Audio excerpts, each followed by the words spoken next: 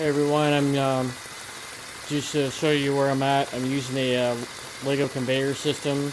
I will be sorting colored bricks, different colors, using a color sensor. I just haven't hooked it up yet. Right now I'm just powering up through a P1000 CPU, P1-550 CPU.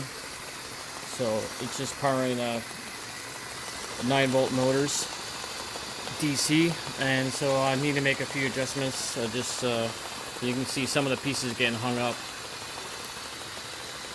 so that's where I'm at right now. I was just getting the conveyors up and running. I haven't done any serious ladder yet, just pretty much turning them on. So using productivity suite.